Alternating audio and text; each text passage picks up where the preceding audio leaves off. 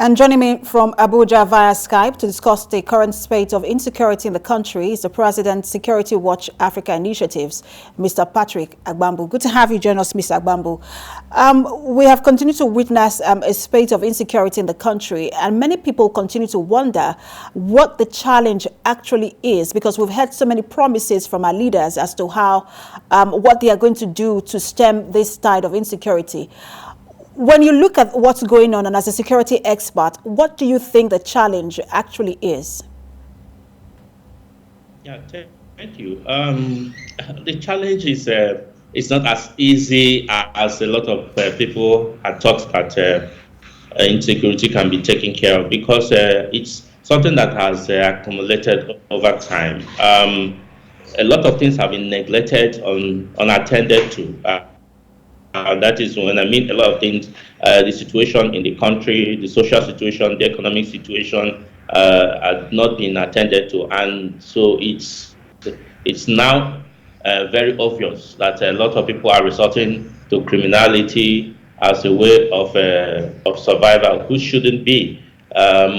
So for us to be able to get out of this, there's need to take a drastic look into what we're doing as citizens, as country, and as government. Just your report did say a lot of Nigerians had expected that as soon as the service chiefs were changed, then things will get better. But it's a wrong assumption, because service chiefs are not directly in charge of internal security, and so attention should be given to the security agencies that is the lead agency in internal security, which is the Nigeria Police Force. So until then, before we can get the right and the desired security in the country. So I asked what do you think the challenge is, because we continue to report how bandits are cutting away and kidnapping a number of people across the country, sometimes in tens and in hundreds. And to do that, it requires some sort of logistical arrangement and time. So how come we're not able to nip this kind of activities in the bud as at the time they are happening? Because it takes time to cut away that number of people. Sometimes we reported over 200.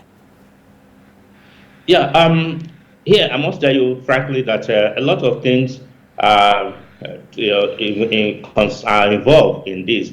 One, the citizens, the communities where these things take place did not play their role well. Two, the security agencies, particularly the intelligence agencies, have not been doing their work, and so they expose citizens to themselves, leaving them to themselves. So if intelligence network is proper, I do not see the possibility of these people carrying out their nefarious activities. Then we start chasing after them. We start giving them a chance to negotiate or discuss. No, the community themselves, because like you rightly said, to adopt large number of persons is not something you do in less than 10 minutes.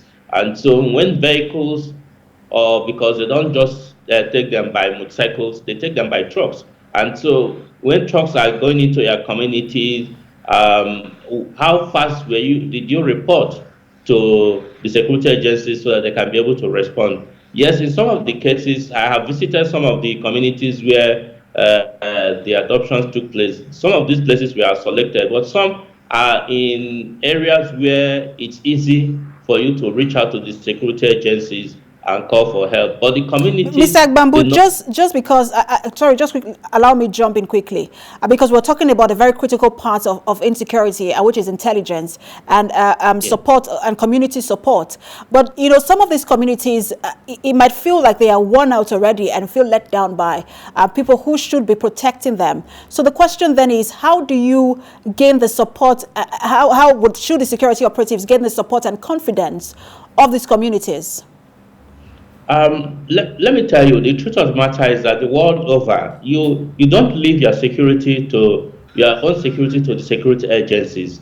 All over the world, even in advanced countries, citizens are to ensure that they are protected. You can do that by giving timely information to the security agencies. It's not by you carrying arms. When you give intelligent information to the security agencies and they act on it, then you protect yourself. But when you are lukewarm because it's not you, one thing that it's very common in Nigeria among Nigerians is that because it's not me that's been attacked, and so I don't let me just hide myself, and that is why you don't know when they may come to you, because if they succeed by committing crime against a neighbor, another citizen, and they may come tomorrow for you. And so this lukewarm attitude is the issue. Over time we have believed that government should be the one providing all the security we need. No, we as a people must be able to give information to these people who should build the confidence. Oh, yes, some will complain that when you give information to the security agencies, that this information goes round, get back to the criminals. But it's not in all cases. And there are many ways you can pass information to these security agencies without even them knowing who is giving this information. Communities are encouraged to form security associations, form guards. So these are the people that they can liaise and give information to these security agencies. All right. Yes, to answer your question, people must know that as you provide information, you are All right. helping to All right. protect yourself. I'm afraid we do have to leave it there because of our time. President Security Watch Africa Initiatives, Mr. Patrick Agbambu, thanks for talking to us.